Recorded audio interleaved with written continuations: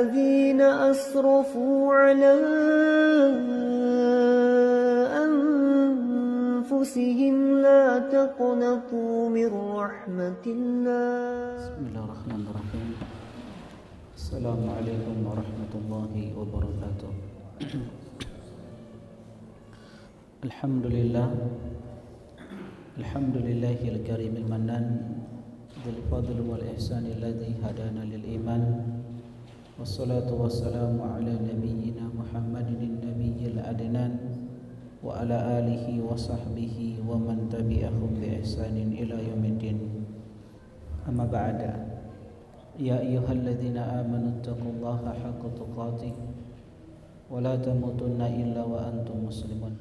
Jemaah sekalian, ikhwani wa akhwati fillah, hafizani wa hafizakumullah, tentunya kita tidak bosan-bosannya bersyukur kepada Allah Subhanahu wa taala atas nikmat yang terus tercurahkan kepada kita.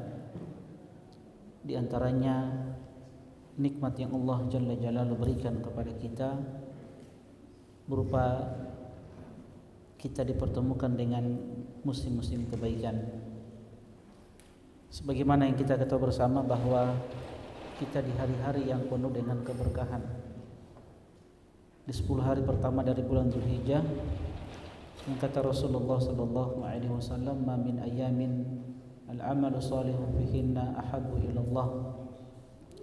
Tidak ada hari-hari yang dimana amal soleh dikerjakan pada hari-hari tersebut sangat dicintai oleh Allah Subhanahu wa taala melebihi hari-hari di 10 hari pertama dari bulan Dzulhijjah. Maka para sahabat bertanya kepada Nabi sallallahu alaihi wasallam, "Wala jihadu fi sabilillah?" Sekalipun jihad fi sabilillah tidak sebanding dengan amalan yang kita kerjakan di hari-hari yang terbaik ini, maka Nabi sallallahu alaihi wasallam bersabda, "Walal jihadu fi sabilillah." Sekalipun amalan jihad fi sabilillah tidak akan sebanding dengan apa yang kita kerjakan dari kebaikan di 10 hari pertama dari bulan Dzulhijjah. Illa rajulun kharaja bi nafsihi wa malihi wa lam yarji' bidzalika min syai'. Kecuali seseorang, kata Nabi sallallahu alaihi wasallam, yang keluar dengan jiwa dan hartanya dan tidak kembali membawa sesuatu apapun, artinya dia mati syahid. Maka seorang muslim yang cerdas, muslimah yang cerdas, hendaklah memanfaatkan hari-hari yang terbaik ini untuk banyak melakukan kebaikan-kebaikan. Sekecil apapun kebaikan itu pasti akan dibalas oleh Allah Jalla Jalaluhu. Apalagi kebaikan itu kita kerjakan di hari-hari yang penuh berkah ini, di 10 hari pertama dari bulan Dzulhijjah, yang dilipat gandakan pahalanya di sisi Allah Subhanahu wa taala.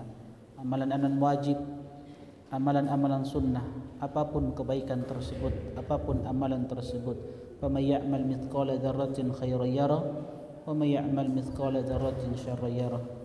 Sekecil apapun kebaikan yang kita lakukan, pasti kita akan mendapatkan balasannya. Sebagaimana keburukan sekecil apapun itu yang kita lakukan, pasti akan mendapatkan balasannya di sisi Allah Subhanahu wa taala. Oleh karena itu, sekali lagi ana hanya mengingatkan kepada ana pribadi dan kepada teman-teman sekalian untuk memanfaatkan hari-hari yang terbaik ini dari 10 hari pertama di bulan Dzulhijjah untuk senantiasa melakukan kebaikan-kebaikan, dan diantaranya apa yang kita lakukan saat ini menghadiri majelis ilmu. Kita melanjutkan kajian rutin kita dari pembahasan kitab Al-Jadid Syarih Kitab Tauhid karya Syekh Sulaiman Al-Qarawi rahimahullahu taala. Dan insyaallah kita akan masuk bab yang ke-54. Kata penulis Kitab Tauhid Syekhul Islam Al-Mujaddid Muhammad bin Abdul Wahhab rahimahullahu taala, babu la yuraddu man sa'ala billahi. Bab tentang larangan menolak orang yang meminta dengan nama Allah Jalla Jalaluhu. Teman-teman sekalian, hafidhani wa hafidhakumullah, bab yang ke-54 ini berbicara tentang bagaimana seorang hamba mengagungkan Allah Subhanahu wa taala dengan cara mengabulkan permintaan seseorang yang membawa nama Allah Subhanahu wa taala. Mungkin di masyarakat kita, di negeri yang kita cintai ini, jarang orang yang meminta kepada kita dengan membawa nama Allah. Tapi ini kebanyakan kita akan temukan di negara-negara Arab, terkhusus Arab Saudi. Ketika ada seseorang yang membutuhkan sesuatu, maka dia akan meminta kepada orang lain dengan membawa nama Allah Subhanahu wa taala. Dia akan menyebutkan nama Allah, dengan nama Allah aku meminta kepadamu. Nah, orang yang bertauhid kita tahu tertanam pada dirinya dua perkara, kecintaan dia kepada Allah dan pengagungan dia kepada Allah Subhanahu wa taala. Sehingga ini bentuk pengagungan kita kepada Allah Subhanahu wa taala, kecintaan kita kepada Allah Subhanahu wa taala, di mana ada seseorang yang meminta kepada kita, lantas dia membawa nama Allah Subhanahu wa taala, maka bentuk pengagungan kita kepada Allah, kita berikan permintaan tersebut. Tentunya teman-teman sekalian, hafizani wa hafizakumullah, sesuatu yang dimintai dari kita dengan membawa nama Allah Subhanahu wa taala, ketika seseorang mengatakan, wahai saudaraku, dengan nama Allah aku meminta kepadamu, maka ada dua syarat yang harus terpenuhi. Tidak setiap orang yang datang kepada kita lantas meminta sesuatu dari kita dan membawa nama Allah kita berikan. Ada dua syarat yang harus terpenuhi. Pertama, jika permintaan tersebut dalam rangka maksiat kepada Allah Subhanahu wa taala, maka ini tidak boleh kita penuhi. Tidak boleh kita berikan permintaannya walaupun dia membawa nama Allah Subhanahu wa taala. Sebagai contoh, ada seorang yang datang kepada kita, dia katakan, musuhi saudaramu demi Allah. Aku meminta kepadamu dengan nama Allah, musuhi sahabatmu, musuhi saudaramu, ceraikan istrimu. Seperti itu misalkan. Ini tidak boleh. Sebab di dalamnya ada maksiat kepada Allah Subhanahu wa taala. Kedua, jika permintaan tersebut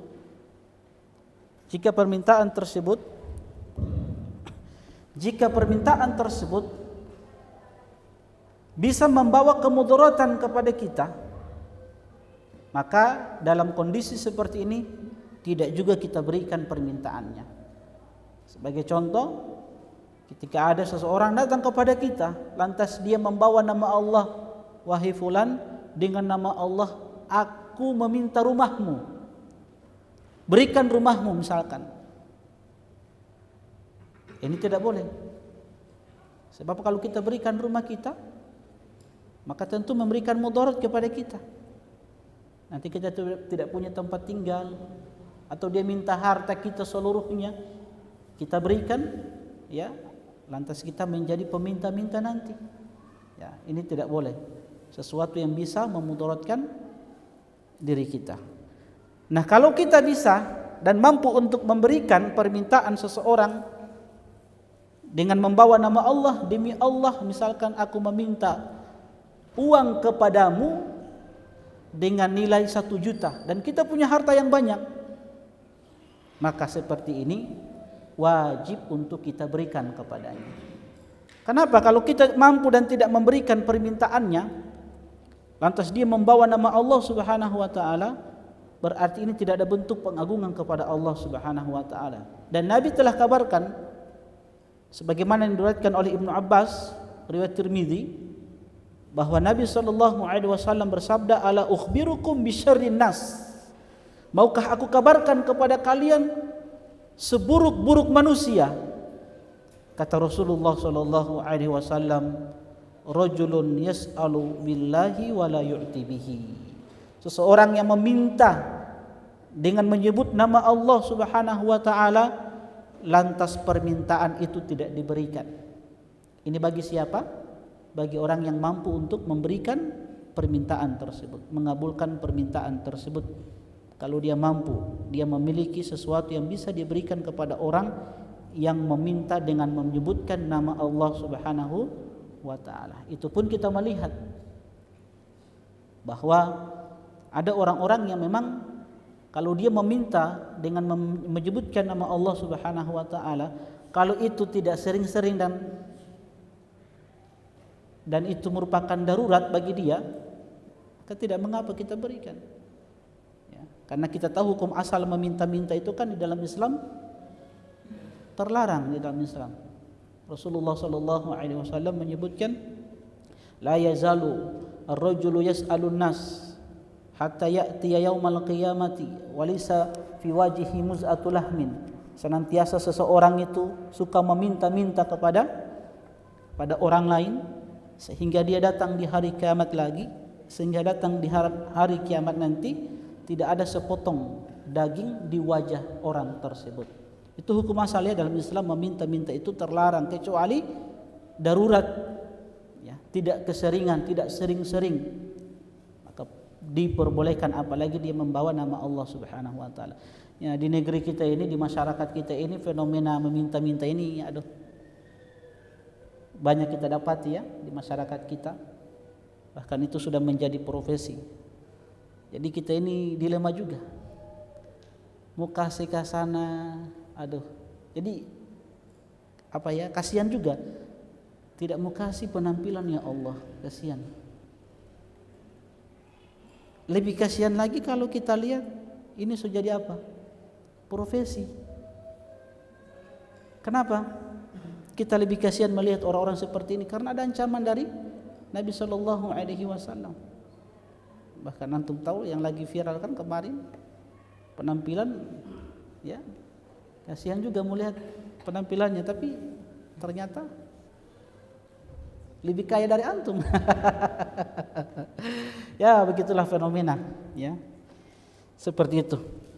Tapi ala kulli hal, teman-teman sekalian, ya, kalau ada seseorang yang datang kepada kita meminta sesuatu dengan menyebut nama Allah Subhanahu wa taala, demi Allah atau dengan nama Allah aku meminta kepadamu, maka kalau kita mampu untuk memberikan, maka wajib untuk kita berikan. Ya. Kalau dia itu kalau permintaannya itu memudaratkan, maka tidak perlu. Ya. Apalagi permintaannya itu sesuatu yang diharamkan, ada maksiat di dalamnya.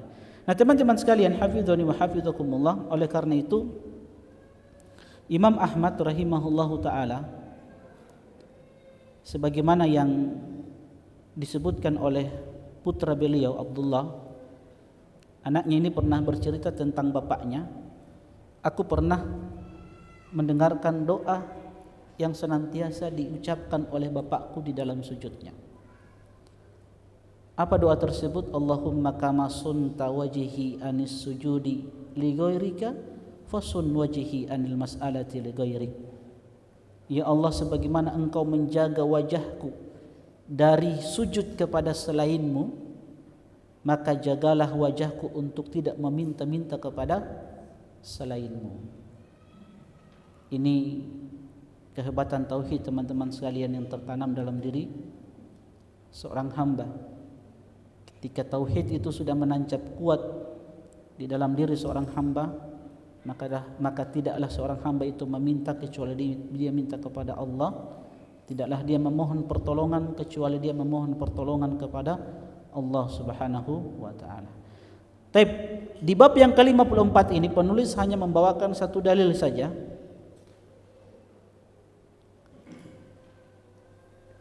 Dari Ibnu Umar radhiyallahu taala anhuma, beliau berkata, Rasulullah sallallahu alaihi wasallam bersabda, hadis riwayat Abu Dawud dan An-Nasa'i dengan sanad yang hasan. Kata Nabi sallallahu alaihi wasallam, man sa'ala billahi fa'atuhu. Siapa yang meminta dengan nama Allah Subhanahu wa taala, maka kata Nabi sallallahu alaihi wasallam, berikan permintaan tersebut. Wa man ista'adza billahi fa'idhuhu. Siapa yang meminta perlindungan dengan nama Allah Subhanahu wa taala, maka berikan perlindungan kepadanya. Wa man da'akum fa'ajibuhu.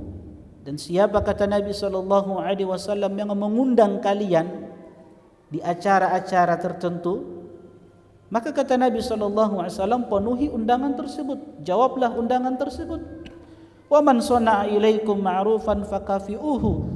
Siapa yang berbuat kebaikan kepada kalian, maka balaslah kebaikan tersebut dengan balasan yang setimpal. Fa illam tajidu ma tukafi'unahu fad'u lahu. Kalau tidak ada sesuatu yang dapat kalian berikan kepada orang tersebut, maka kata Nabi SAW, doakan kebaikan untuk orang tersebut hatta taru annakum qad kafatumuhu. Sampai kata Nabi SAW, kalian melihat bahwa kalian telah membalas kebaikan orang tersebut dengan balasan yang setimpal. Teman-teman sekalian, hafizani wa hafizakumullah. Kata Syekh Sulaiman Al-Qarawi rahimahullahu taala, makna hadis ini secara global, karena Islam menyeru kepada visi-visi agung dan misi-misi tinggi, maka Nabi SAW memerintahkan kaum muslimin dalam hadis ini agar menahan keburukan diri mereka dan keburukan orang lain terhadap orang yang memohon perlindungan dengan nama Allah Subhanahu wa taala, dengan cara mereka menjadi penyokong dan penolong baginya, juga dengan mewujudkan keinginan orang yang meminta kepada mereka dengan nama Allah Subhanahu wa taala selama tidak memudaratkan atau tidak menyulitkan mereka. Jadi teman-teman sekalian, sebenarnya hadis ini, hadis yang mulia ini mengajarkan kepada kita tentang kebaikan-kebaikan Islam. Jadi kita tahu bersama, Islam itu tidak hanya mengajarkan bagaimana menjaga hubungan seorang hamba dengan Rabb-nya, tapi Islam itu juga mengajarkan kepada kita bagaimana menjaga hubungan antara hamba dengan hamba. Ketika ada seseorang yang datang kepada kita untuk meminta bantuan kita, apalagi itu dengan membawa nama Allah Subhanahu wa taala, maka sikap kita sebagai seorang yang beriman, kita tahu bahwa kita ini adalah hamba-hamba Allah Jalla Jalaluh. Maka dari perkara yang menunjukkan bahwa kita itu hamba Allah Subhanahu wa taala, maka kita akan menolong orang yang beriman. Allah Jalla wa ala mengatakan, in kullu man fis samawati wal ard illa ati rahmani abada. Jadi semua makhluk yang ada di langit di bumi itu akan datang menghadap Allah Subhanahu wa taala sebagai seorang hamba. Dan hamba itu makhluk yang lemah. Kita butuh bantuan orang lain. Makanya teman-teman sekalian, hafizani wa hafizakumullah, Nabi SAW di dalam hadis yang mulia ini mengajarkan kepada kita untuk senantiasa memperhatikan keadaan orang lain. Apabila ada seorang yang datang dan orang itu sangat membutuhkan bantuan kita, meminta bantuan dari kita, apalagi dengan membawa nama Allah Subhanahu wa taala, maka kata Nabi SAW, fa'atuhu, berikan apa yang dia minta, dengan dua syarat yang kita sebutkan tadi. Namun di sisi lain, orang yang meminta bantuan juga harus memperhatikan adab-adab. Apa adab-adab yang harus diperhatikan? Pertama, di dalam meminta itu tidak boleh apa? Memaksa. Jangan memaksa antum. Apa kata Nabi SAW? La tulhifu fil mas'alah. Janganlah kalian memaksa di dalam meminta. Itu kata Nabi SAW. Jangan sampai kata Nabi SAW, seseorang datang kepadaku meminta sesuatu dariku, wa ana lahu karihun, aku pun dalam keadaan tidak suka, aku berikan, tapi dalam keadaan aku tidak senang, sehingga keberkahan, sehingga tidak mendapatkan keberkahan dari apa yang dia minta tersebut. Itu kata Nabi SAW. Jangan memaksa. Karena ketika kita datang meminta sesuatu kepada saudara kita dengan cara memaksa, itu bentuk apa? Bentuk cara kita menyakiti dia. Dia kan terganggu itu, mengganggu itu. Dan Nabi SAW menegaskan al-muslim man salimal muslimuna min lisanihi wa yadihi. Muslim yang sejati itu adalah orang lain dari kaum muslimin itu selamat dari lisan dan tangannya. Jadi antum sebenarnya kalau meminta kepada saudara dengan cara seperti itu memaksa, itu sebenarnya antum menyakiti saudara antum. Maka dilarang oleh Nabi SAW. Dan itu akan menghilangkan keberkahan dari apa yang antum dapatkan dari saudara antum. Tapi kayaknya soal azan ya. Ya, kita azan dulu ya. Sallallahu alaihi wasallam. Jemaah sekalian, ikhwani wa akhwati fillah, hafizani wa hafizakumullah. Jadi itu adab yang pertama yang perlu diperhatikan di dalam meminta kepada saudara kita. Apa itu adab pertama tadi? Jangan memaksa ketika meminta. Adab yang kedua, di dalam meminta itu jangan terus-menerus berulang-ulang. Jangan apa? Berulang-ulang kali dan terus-menerus antum meminta. Sebagaimana kita sampaikan tadi, itu hal yang tidak terpuji. Bahkan tadi doa Imam Ahmad di dalam sujudnya, dia meminta kepada Allah Subhanahu wa taala perlindungan, penjagaan agar tidak meminta-minta kepada orang lain. Karena hati orang yang beriman itu tergantung, hati orang yang beriman itu selalu terpaut hanya kepada Allah Subhanahu wa taala. Wa idza sa'alta fas'alillah, kata Nabi sallallahu alaihi wasallam. Dan kita tahu bersama perjanjian yang Nabi sallallahu alaihi wasallam ambil dari sahabat-sahabat beliau. Ala yas'alun nasa syai'a. Salah satu perjanjian yang Nabi ambil dari sahabat-sahabat Nabi sallallahu alaihi wasallam, yaitu mereka tidak meminta-minta kepada manusia sesuatu apapun itu. Itu perjanjian yang Nabi ambil dari sahabat-sahabat dulu. Sehingga kalau ada sahabat dalam keadaan susah bagaimanapun, mereka itu tidak meminta kepada sahabat-sahabat yang lain. Teman-teman sekalian, hafizani wa hafizakumullah.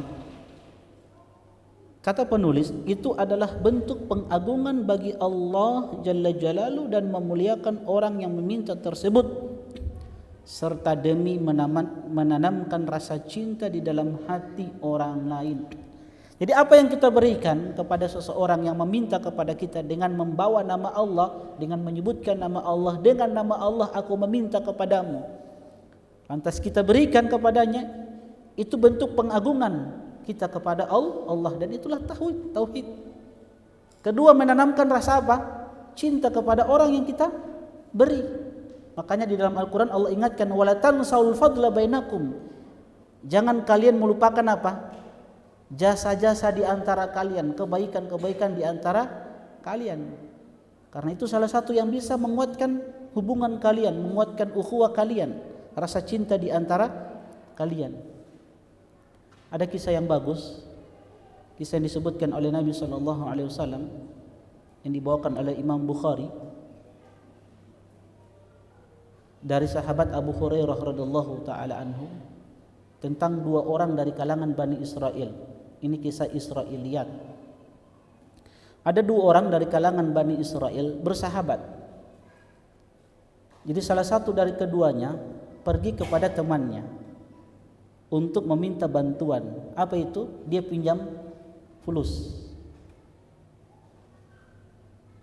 Akhirnya temannya ini mengatakan kepada sahabatnya ini gambaran Masya Allah ya, orang-orang yang kuat keimanannya, tawakalnya kepada Allah, pengagungannya kepada Allah Subhanahu wa taala. Jadi dua orang dari Bani Israel, salah satunya datang kepada sahabatnya untuk apa? Meminta bantuan. Bukan minta uangnya, tapi pinjam uang. Si sahabat yang satunya ini, si pemilik uang mengatakan, "I'tini busyuhada." Datangkan kepadaku saksi-saksi. Ushiduhum, aku akan jadikan mereka sebagai saksi.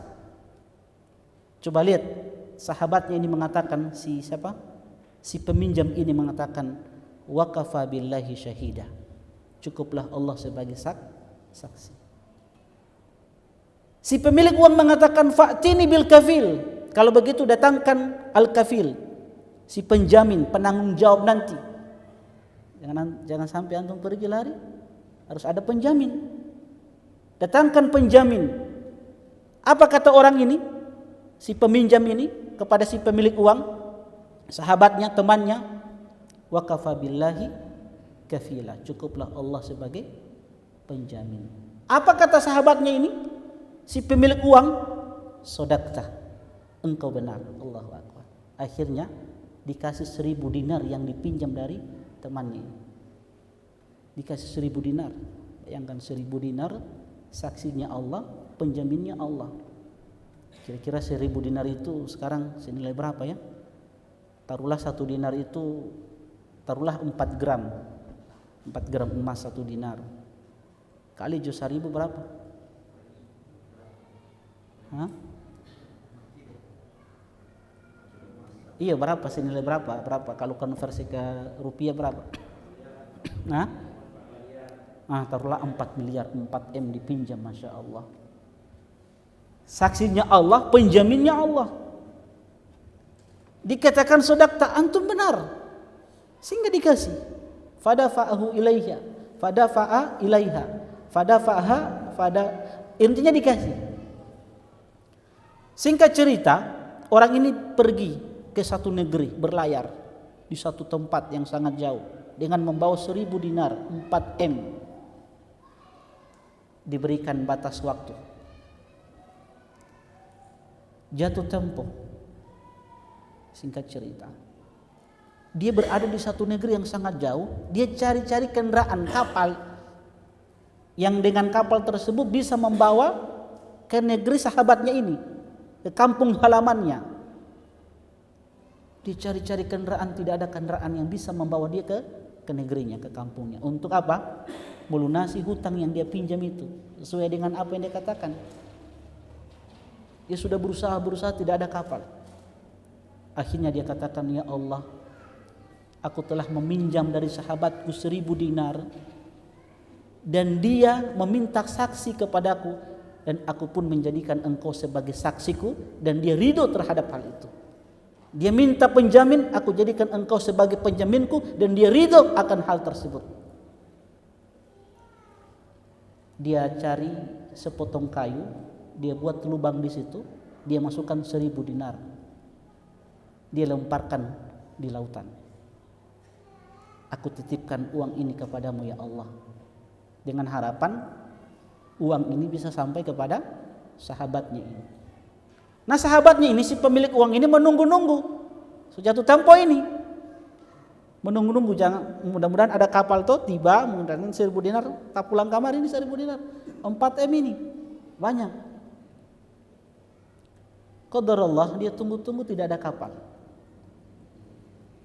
Akhirnya dia mau pulang, dia lihat sepotong kayu. Dia ambil sepotong kayu itu, dibawa ke rumah sebagai, untuk nanti dijadikan sebagai kayu bakar. Dibawa sepotong kayu tersebut ke rumah, dia gergaji, tiba-tiba dia temukan 1000 dinar di dalam kayu tersebut. Kemudian terdapat sehelai kertas di situ, ya, pesan dari sahabatnya untuk orang tersebut, si pemilik uang ini. Akhirnya diambil. Singkat cerita, waktu berlalu, datanglah sahabatnya, dapat kendaraan, tiba di negerinya dengan membawa 1000 dinar untuk mengembalikan uang yang dia pernah pinjam lalu. Dia pikir 1000 dinar ini tidak sampai ke sahabatnya.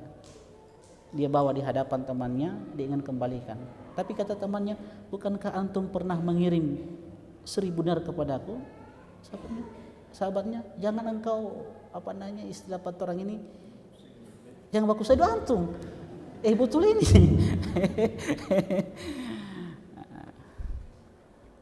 Dikatakan, "Engkau telah mengirimkan 1000 dinar kepada aku. Akhirnya 1.000 dinar yang sudah dikasih, ini ada 1.000 dinar, aku ingin kembalikan uang yang pernah aku pinjam. Dia sampaikan alasannya, dulu ya aku tidak dapat kendaraan. Akhirnya dikatakan 1.000 dinar ini milikmu. Engkau telah mengembalikan uang dan apa yang engkau pernah kirimkan kepadaku telah sampai kepadaku. Tapi intinya syahidnya teman-teman sekalian, intinya Masya Allah, ini orang-orang yang mengagungkan Allah Jalla Jalaluhu. Tertanam tauhid di dalam diri mereka. Ini enaknya ya kalau bermuamalah dengan orang-orang yang bertauhid, enak. Si pemilik utang, si pemilik uang bertauhid, si peminjam juga bertauhid. Saksi dan penjaminnya Allah. Kira-kira antum bisa buat seperti itu? Boleh ya Pak Haji ya? Hah?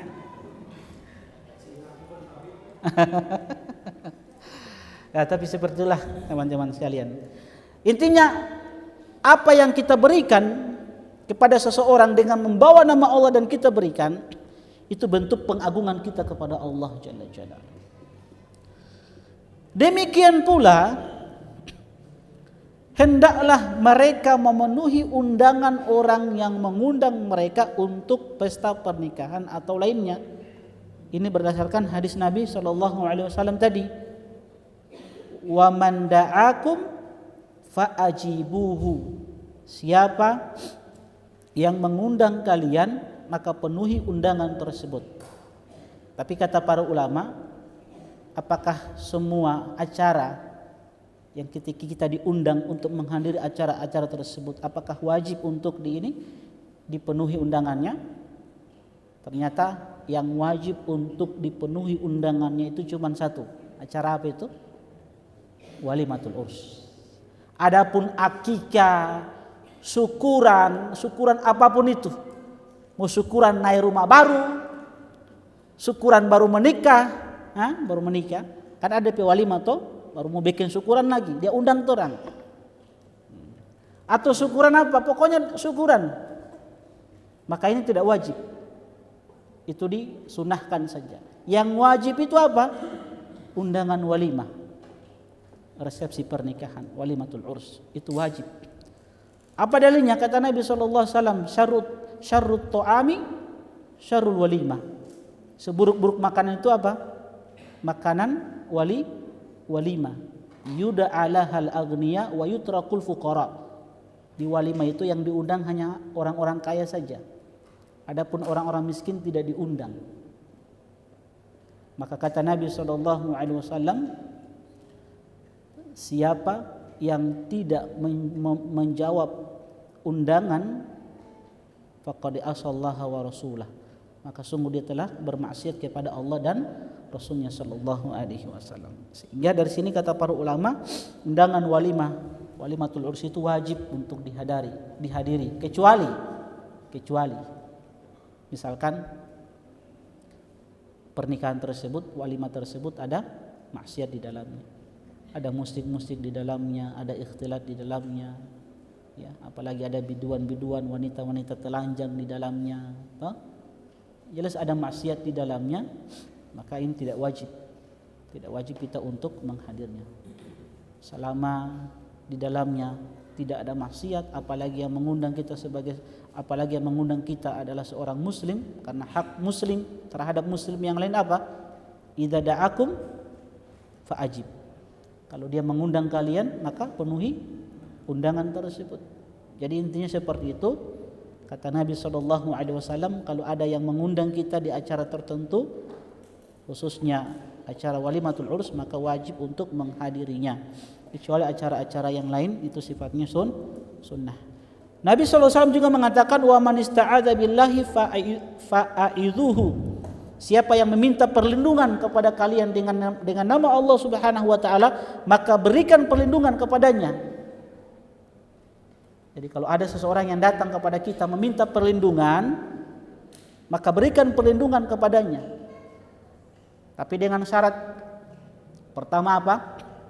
Sama dengan syarat yang tadi kita sebutkan. Tidak ada apa? Dosa dan maksiat di dalamnya. Selama permintaan itu bukan dosa dan maksiat. Misalkan seorang pencuri misalkan, atau koruptor, sudah dihukumi dia, harus dapat hukuman. terus dia datang sama antum, mungkin antum orang yang punya jabatan, pangkat toh, dia minta perlindungan. Ketika antum dimintai perlindungan seperti ini kan maksiat toh? Sudah jelas-jelas dia bersalah dengan bukti-bukti yang ada. Harus mendapatkan hukuman di ini. Terus dia minta perlindungan sama antum. Maka antum tidak boleh memberikan perlindungan kepadanya. Kenapa? Karena itu maksiat. Dan ini dalam Islam sangat-sangat diharamkan, tidak diperbolehkan. Karena pernah terjadi wanita Makhzumiyah dari Bani Makhzum, wanita bangsawan, wanita terpandang yang punya pangkat jabatan terhormat, pernah melakukan kesalahan dan harus mendapatkan hukuman. Maka kaumnya itu, bangsanya itu, mereka katakan kalau bisa kita melobi Rasulullah SAW. Jadi Nabi SAW akan menegakkan had kepada wanita tersebut. Lantas kaumnya katakan kalau begitu terang melobi Nabi SAW. Melalui siapa? Usama bin Zaid. Karena Usama bin Zaid ini kesayangan Nabi SAW. Anak sama bapak merupakan kecintaan Nabi SAW. Karena Usama ini bapaknya siapa? Zaid. Zaid ini kan mantan budak yang kemudian dibebaskan oleh Nabi SAW. Kemudian dinikahkan dengan wanita bangsawan. Lahirlah Usama. Intinya mereka melobi Nabi SAW melalui Usama bin Zaid. Usama bin Zaid datang kepada Nabi SAW, meminta agar wanita ini tidak diberikan apa? Hukuman had. Apa yang dilakukan oleh Nabi? Nabi marah. Atashfa'u fi hadin min hududillah? Apakah engkau memberikan syafaat kepada seseorang yang mendapatkan hukuman dari Allah Jalla Jalaluhu? Nabi marah. Ini orang yang dicintai oleh Nabi, ya, kesayangan Nabi. Ya, Nabi marah. Nabi ingin menunjukkan keadilan. Demi Allah, lau anna Fatimah binta Muhammadin sallallahu alaihi wasallam saraqat laqata'tu yadaha. Demi Allah, kalau sekiranya Fatimah putri Nabi sallallahu alaihi wasallam itu mencuri, aku akan potong kedua tangannya. Begitulah keadilan yang ingin diajarkan oleh Nabi sallallahu alaihi wasallam. Kedua, perlindungan yang kita berikan kepadanya tentu tidak boleh memberikan mudarat kepada kita. Tapi dua syarat ini harus terpenuhi. Kalau ada orang yang meminta perlindungan kepada kita, tidak memudaratkan kita dan tidak pula di dalamnya terdapat maksiat, maka wajib bagi kita untuk memberikan perlindungan kepadanya. Antum tahu kisah seorang wanita yang pernah dinikahi oleh Nabi SAW, Amrah binti Jaun, wanita Jauniyah, pernah dinikahi oleh Nabi SAW. Setelah itu Nabi ingin, teman-teman sekalian, hafidhani wa hafidhakumullah, Nabi SAW pernah menikahi seorang wanita yang bernama Amrah bin Al-Jaun, wanita Jauniyah. Ketika Nabi SAW ingin menyentuh wanita tersebut, maka wanita ini mengatakan, A'udzu billahi minka. Aku berlindung kepada Allah dari dirimu. Ketika wanita ini berlindung kepada Allah dari Nabi sallallahu alaihi wasallam, maka Nabi SAW lantas mengatakan, laqad ista'alti bi ma'adzin, sungguh engkau telah berlindung, sungguh engkau telah meminta perlindungan.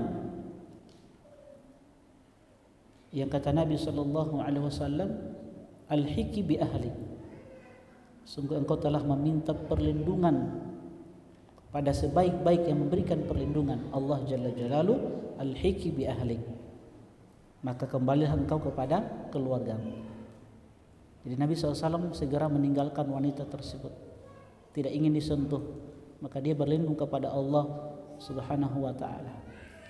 Artinya teman-teman sekalian, kalau ada seseorang yang dia berlindung kepada Allah Subhanahu wa ta'ala dari gangguan kita misalkan, Maka bentuk pengagungan kita kepada Allah, tinggalkan orang tersebut. Dan ini tauhid sebagaimana yang dilakukan oleh Nabi SAW. Beliau hanya mengatakan kepada wanita itu, al-hiki bi ahli. Dan dia telah berlindung kepada Allah Jalla Jalaluhu yang memberikan perlindungan kepadanya. Maka teman-teman sekalian, hafidhani wa hafidhakumullah, sekali lagi, ketika ada seseorang yang meminta perlindungan dengan nama Allah Jalla Jalaluhu, maka berikan perlindungan tersebut. Kalaupun ada orang yang berlindung dari keburukan kita dengan membawa nama Allah, maka tinggalkan. Tinggalkan ketika ada seseorang yang berlindung kepada Allah dari keburukan kita, dari gangguan kita. Itu sebagai bentuk pengagungan kita kepada Allah Jalla Jalaluhu. Makanya ini akhwat-akhwat, kalau ada ikhwan yang suka bajapri, sebutkan kalimat ini, a'udzu billahi minka. Gitu. Iya, namanya aku berlindung kepada Allah dari gangguanmu. Nah, kalau dia bertauhid, dia mau tinggalkan nanti, dia tidak akan ganggu lagi. Ucapkan kalimat ini. Baik, kemudian kata penulis kitab, demikian pula hendaklah mereka memenuhi undangan orang yang mengundang mereka untuk pesta pernikahan atau lainnya, dalam rangka memperkuat tali-tali cinta di antara mereka dan mengukuhkan rasa saling sayang dan kemesraan. Juga supaya membalas perbuatan baik yang diberikan kepada mereka. Ini berdasarkan hadis Nabi SAW tadi, wa man sona ilaikum ma'rufa fakafi'uhu. Siapa yang berbuat baik kepada kalian, maka balaslah kebaikan tersebut. Kalau tidak ada sesuatu yang bisa kita berikan kepadanya untuk membalas kebaikan dia, maka jangan lupa doakan kebaikan untuknya dengan doa jazakallahu khairan. Ini sebaik-baik doa yang kita berikan kepada orang yang telah memberikan kebaikan kepada kita. Karena sekali lagi, sebagaimana yang kita sampaikan tadi, Islam mengajarkan kepada kita akhlak yang mulia untuk tidak melupakan jasa orang lain. Wala tansaul fadla bainakum. Jangan kalian melupakan kebaikan-kebaikan di antara kalian. Dan ini dipraktekkan oleh Nabi SAW, dipraktekkan juga oleh orang-orang yang datang setelah Nabi SAW dari generasi-generasi yang terbaik.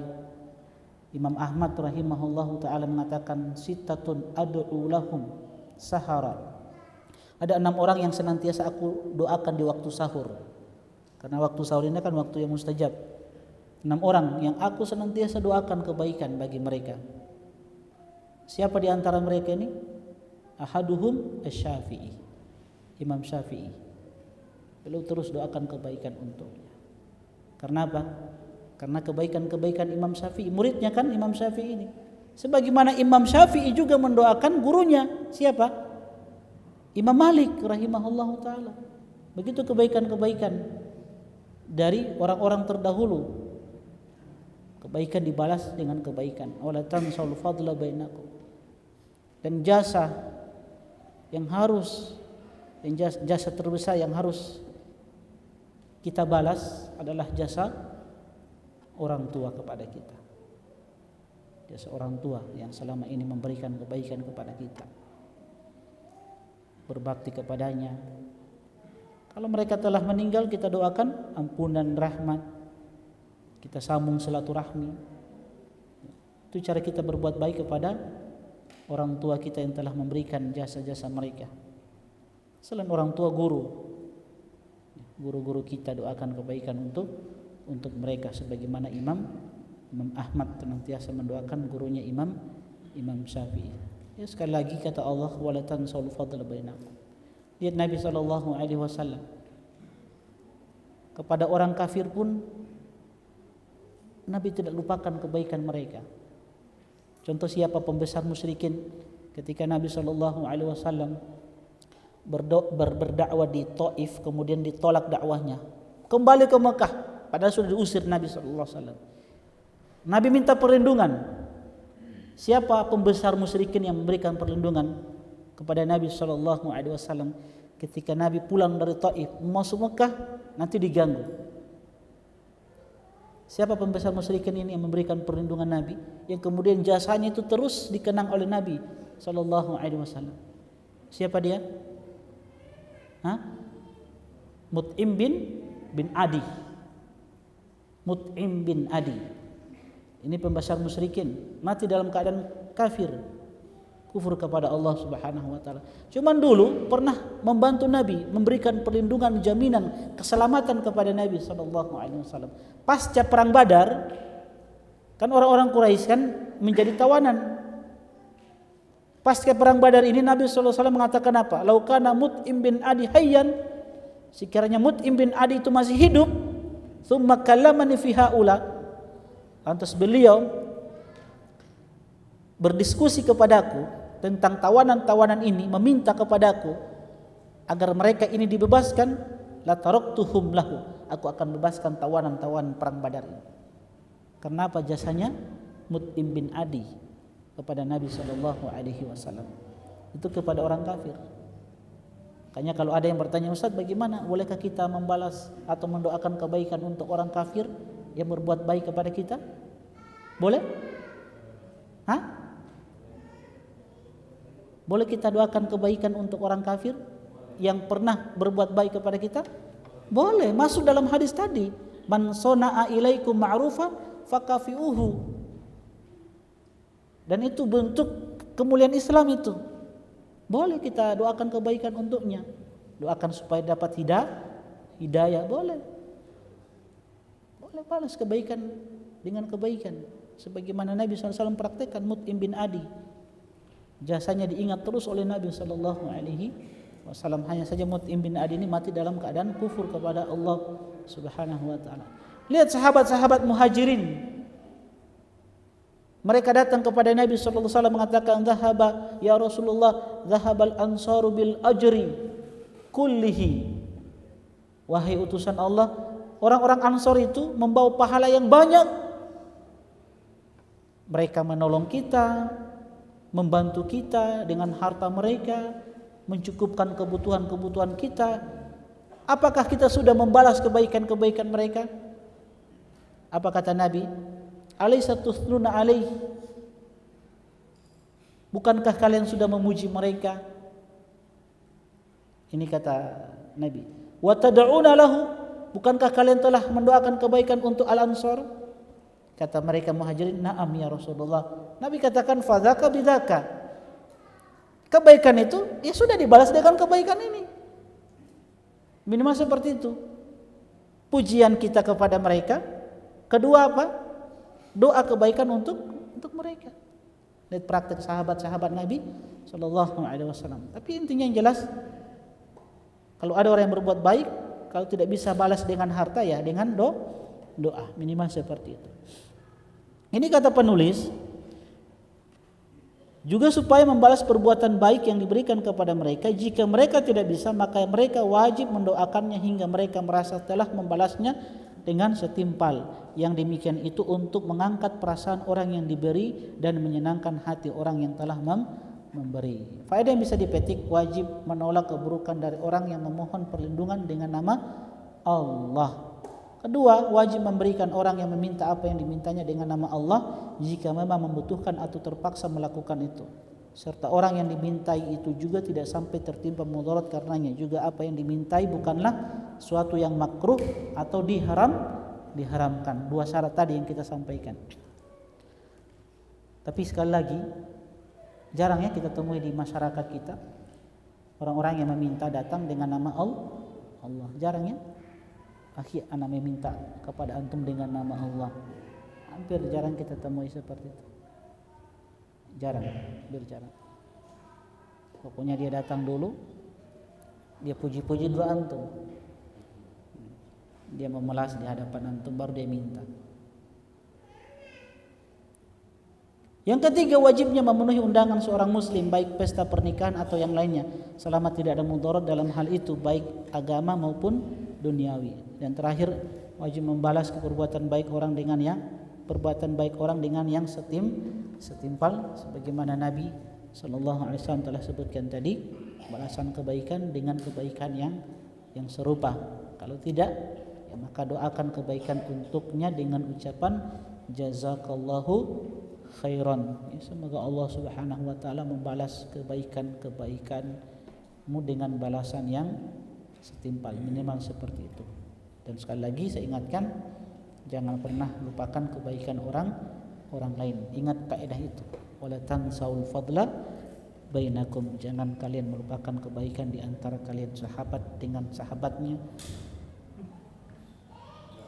Baik, kita tutup dengan doa kafaratul majelis. Subhanakallahumma bihamdik, asyhadu an la ilaha illa anta, astaghfiruka wa atubu ilaik. Assalamualaikum warahmatullahi wabarakatuh. قل يا عبادي الذين أسرفوا على أنفسهم لا تقنطوا من رحمة الله